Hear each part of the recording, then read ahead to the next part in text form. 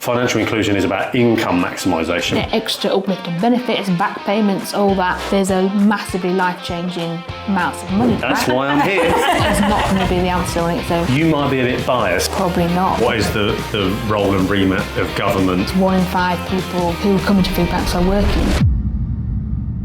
They're getting evicted tomorrow, they're feeling suicidal. So is it a job that everyone wants to do for life, be an advisor? Probably not, because it is really intense. Welcome to the Hublife Podcast. We have with us today Rhiannon Barrow, a financial inclusion manager for the East of England. And it's a bit of an impromptu podcast today because like a couple of days ago, we were having a meeting with Rhiannon anyway, and we said, come on the podcast. So it's a bit unorganised, but here we go, we're ready. And so, welcome. Yeah, thank you. And we'll be exploring how we end the need for food bank. And many people who are watching at home will have seen the last episodes, but we want to talk about really the jigsaw piece that is financial inclusion, with how that might be part of ending the need for food bank. And so before we even get into that, is what is financial inclusion? Because what is it? I said to you earlier in our meeting that I actually hadn't even heard the term until we started going down the route of actually doing some financial inclusion work at the food bank. So what is the financial inclusion stuff across the whole of Trussell Trust? An overarching sort of concept. What does it do? Yes. Well, big question, because it's not finances, it's not budgeting. So I come to food banks and they're like, oh, can you see if this plan is good for this project and tell me the finances are. I'm like, don't ask me any maths questions because I can't. I can't do that. So it is basically making sure that everyone is included in, being able to access everything they need. So we call it income maximisation as well. So maximising people's income, but it also includes managing people's debt, helping with the budgeting, and it also can extend out to supporting people with housing and homelessness support or wraparound support. So holistically supporting someone. So it can mean everything really. And the whole programme was set up. It was part of the Changing Communities strand of Trussell Trust vision, to the need for food banks, as it was getting the support in food banks so that people can access it where they are going to and get that support so they don't have to return to the food banks. So with, you'll probably ask me about this in a minute, but one of the main advice partners we partner with is Citizens Advice. And before, you get some people go into food banks who have not been to Citizens Advice, or they're worried about it, think it's a government agency, they don't want to go, they've not heard of it. But they go into the food bank. They might not go. So the project I used to manage years ago, last year, was people wouldn't go to the doctors on their own. People wouldn't go to anything to get support for themselves. They need support, but they will go to the food bank. So all the support being in there. So as soon as someone comes in, they say, we're here to help you with the food parcel, but while you're here, there's someone from Citizens Advice here as well. They can see, are you getting everything you're entitled to? Yeah. And that is what is doing across the whole network. So they've put a lot of funding into allowing for every food bank to have a financial inclusion programme to do what they want to do, commission the agency, whatever kind of support that they think they need for food banks, people accessing the food bank think they need. They're able to implement that, so it's going across Scotland, Wales, Northern Ireland, as well as England. So yeah, it's huge. There's hundreds and hundreds of projects basically running simultaneously to try and maximise people's income, but specifically for food bank clients within the Trussell Trust network. Yes, yeah. And so, can you, we have shared, we've got Citizens Advice workers in our sessions now, and that's quite a normal thing within the financial inclusion projects. But can you share some examples of specific financial inclusion projects that you've overseen in the East of England, and particularly the breadth of them rather than just Citizens Advice, although people might not know how that even how the relationship with Citizens Advice works as well. So maybe that as well, but all of the different agencies or projects, because we don't even know, because we just have our project here in Thetford. So I'd be interested to hear some more about that. Right, okay. So as I said, most food banks are partnered with Citizens Advice because they're a national agency. They do work independently, like Trussell Trust food banks, but they have their Citizens Advice in most towns, but not always. So we've also got food banks partnering with, in the east of England, we've got food banks partnering with Shelter for homelessness support. Okay. We've got a couple of benefits agencies. So there's one called Dial, which operate in Norfolk. It's working with disabled people especially, so helping them fill out forms for PIP and ESA and UC. And we've also got, in the east of England, which is quite unique, we've got a few food banks partnering with the British Red Cross. So they're supporting with the wraparound support, so they're not qualified benefits advisors like with the CA. So we've got a couple of places they've got CA, and they've also got Red Cross as well coming in. So they're supporting people like more holistically. So I'll come to the GP appointment with you, and support them. And that's what they're doing with more people who, I guess, I would say the people who are facing multiple disadvantages that people with more complex needs, that they're putting that support in. Yeah, where money might not be just the solution, but a few more things that need to be bolted onto the side of it as well to actually have the impact that you want from the additional income. Yeah, absolutely, yeah, because you can't, sometimes it's a case of send people away, here's some extra money, but then they still need support. They might have addictions or they might have, really complex health issues, so they need that extra support. Who else we got? We've got some projects that are already, some food banks were already doing something else differently. So we've got a project that is doing direct delivery because they're a homelessness charity. Anyway, so they're already running. They're a homeless charity that runs a food bank. So they've done direct delivery of financial inclusion stuff. So they've used the Trussell funding to fund their direct work rather than getting another agency in. Yeah. So we've got a couple like that in the east of England, and then but that one as well, that is the homeless charity. They didn't like the word financial inclusion. They were like, this doesn't make any sense. Like what should we call it? So they're now calling themselves financial empowerment, which I quite like, because it is like empowering people to put more money in their pocket so they can spend what they want rather than have to rely on the food bank. So out of that breadth then of different deliveries of the same projects, but just a different view, are there any that have proven particularly effective? I know you're only the east of England, but maybe you've got ties across with other people from other areas as well, but any that have been particularly effective that you've seen? I know it's perhaps quite new and we might not see the fruit of a lot of this for months and years ahead, but any that are just sort of working really well that could be either only work in that area or could be copied and pasted across? Is there any particular ones that stand out to you? You want to steal ideas, that's what you're doing. That's why I'm here. What works, we won't bother with that if it doesn't. I guess it really, really depends, as we're discovering, it really depends on the relationship between the agency you've got. So if you've got a really good relationship, it works well. Where there's some there can be issues with recruitment or whichever, then it could be a stalling point. We've got a few food banks that have been doing it for before this, they had a big you were part of a big grant funding that came out, but before that was a few other grants being given out, so there's some been going for quite a while and getting a lot of financial gains for people. And so I guess it's been, my head is in reporting at the moment because I've just had everyone doing financial inclusion across the east of England. I've been looking at all their reports and all the case studies that have come in and seeing all that. So that's where my head is kind of thinking, well, who's doing Who's doing the best job? Yes, that's right. Come on, give us the dirt. Who's doing the best? Are we up there on the top 10?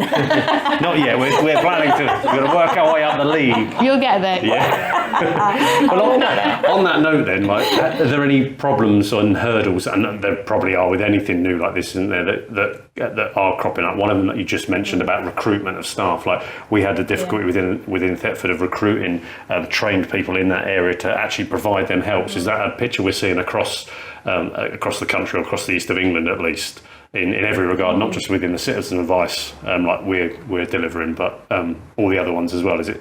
is staffing recruitment the major problem, or are there other ones that we're not aware of that are happening that we might need to overcome to actually get the best result? Well, I think yes, recruitment is recruiting trained advisors, because it's a lot of, especially now with more and more people coming they've got more and more issues. So it's not just like, I don't know, 10, 20 years ago, you go to student advice, I've got this consumer issue. But now it's like people are like they're getting evicted tomorrow, they're feeling suicidal, like loads of different issues coming in. So is it a job that everyone wants to do for life, be an advisor? Probably not, because it is really intense. And also the lack of trained people as well. I think more in maybe more rural areas, we see it more with the lack recruitment, because there's places like London where they have higher needs because they've got more people in more deprived areas, but they've got more availability and they've got more range of advice partners they can partner with, or somewhere there's places like they've got advice deserts, so they don't have like places like in the Lake District or really rural places. Because we work all across. We have a financial inclusion project in Orkney, in the Orkney Islands, and we've rural Wales. And there's people where they've got the nearest CA is 10 miles away. How are they going to get there? How do they they've got food banks doing delivery only just because of the rural nature. Was that an ostrich landed on the roof? We've got an ostrich on the roof. Either that or a velociraptor. That's quite scary. I love you jump immediately to ostrich, It's not a pigeon, is it? Well, or a badger. You said a minute ago that you're on sort of reporting mode, and so people at home won't know really what that is. And so can you explain how Trussell Trust assesses the impact and the effectiveness of financial inclusion, or at least tries to with the data it's got, and what indicators or metrics you use to measure the progress towards the goal of one, increase in income, but also then the downstream of that is reducing food bank reliance. So how do you measure that? Yeah. So basically it means that every 3 months I will be unresponsive for 1 month, because more and more food banks coming on board with financial inclusion. So it's every time it's more and more reports. So they're collecting data quarterly on for every service that every project's been set up, how many people are attending that, how many people are coming to the food bank for advice and support. And then we're collecting on what the income gains, so how many people have got extra uplifting benefits, back payments, all that, and that's calculated for a 12-month period. So if someone was to get a PIP entitlement, they would times that by 12 and say this is what you'd get for 12 months. Add that, how many people are getting their debt managed, and how many people are getting their debt written off as well. We collect that, and then the final one is so there's about 10 questions, because we also collect information about what issues people are coming with. So it's not just benefits and debt, it's homelessness and mental health and relationships, domestic abuse, all that kind of stuff. But also we're asking people how many people estimated to need to return to the food bank after accessing advice and support. So that is how they're measuring the success of the overall programme. So to see what the impact of this, and this is what the Trussell Trust funders like to see, how many people have supported to not need to come back, and what the case studies are, because we also collect case studies as well, which are excellent, I'd say, in seeing what are the issues. It's one thing seeing the numbers, but seeing the case studies and saying this is one person who was helped with this and this and this and this, and as a result, there's a massively life-changing amounts of money that people are getting back they didn't realise they were entitled to. They didn't realise they could appeal that. They didn't have the support to appeal a PIP decision, and they're getting so that's what we're doing every 3 months. But ultimately we're collecting that data to feed into their national programme, so that they're nationally saying, and regionally, what are the income gains for this year, how much debt was managed. But also, at the end of it, so we're going to be looking at funding it externally. If Trussell Trust doesn't get enough funding to fund the food banks eventually after 3 years, then we need to look at external funding applications, and they're going to be a lot more difficult. Yeah, because I suppose like Trussell, for people who are watching, Trussell have created a pot of money for individual food banks to apply for and access, and so like Trussell Trust are on the food bank side, aren't they? It's like that relationship that's natural. Yeah, we want to give you the money. Yeah, where external funders will be being pulled from all different organisations for that. And so, okay, so like obviously the end goal is reducing the need for food bank, ultimately to end the need for food bank in the UK. So you might be a bit biased because this is what you do, but what role does financial inclusion and other projects you're running play in the success of Trussell Trust's vision? How big a piece of the pie do you think it is when you can try and take your biased hat off of, because like your job is consumed by doing this part of it, but how much of us getting to that end point do you think is the financial inclusion side of things? It is absolutely the number one thing. Top of the list. Please prioritise financial inclusion. No. I think it is because it's one of the three strands, right? So there's got to be because what we're seeing at the moment with this financial inclusion, with the reports we're getting back, is some people aren't getting the support because they're in deficit budgets. Some people are they're seeing more and more evidence every time that people are really struggling because they haven't got enough money and there isn't enough money out there. So I think it has to come hand in hand with the Guaranteed Essentials campaign and making sure that benefits are uplifted. One of the reports that came through said we tried to do everything we could for this gentleman, but his debt is still going to be increasing because there's no other support for him. So they listed all the things they did for him, but they said this is, so it has to be like we can't just, it is not going to be the answer on its own, like income max and, support with budgeting and cooking classes and all the other stuff that we're doing. But it has to be in line with changing policy and the work that you're doing as well, changing minds.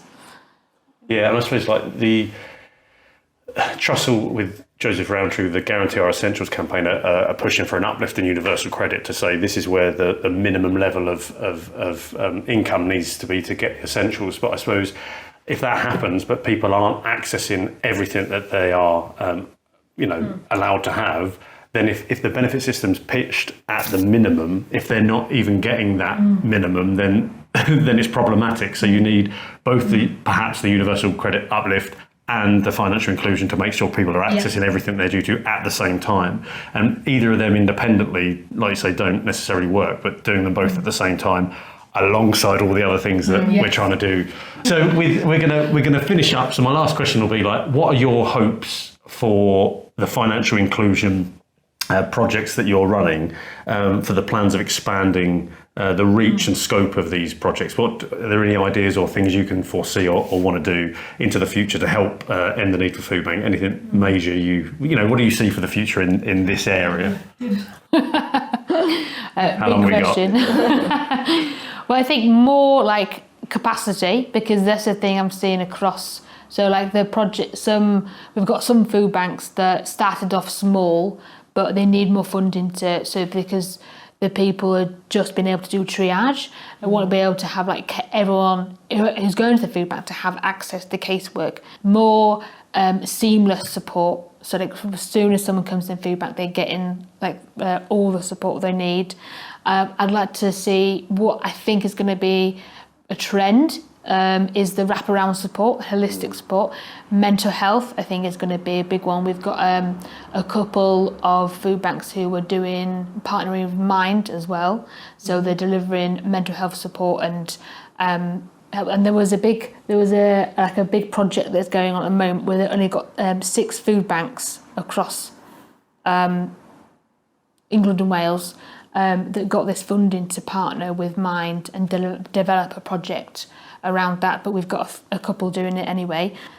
Like food banks are a response to what society has lacked. So you've stepped in where the state is saying we're not giving people don't have enough to live on, and you've stepped in to support that.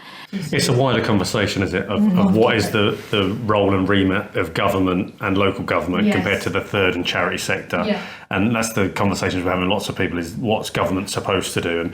And we had a conversation with Gary Lemon and saying, he agreed with another one of our guests that government's job isn't everything, but the balance is out of whack at the minute of provisions in particular things, and quite a wide breadth of things as well. So you see financial inclusion projects broadening, not just in not just getting deeper in the level of support, but in breadth of what we might offer our clients in the future. And you think that's a necessary to actually see the end of food banks in the UK? It's going to it needs to happen. There's no other way of doing it. This is a big piece of the puzzle.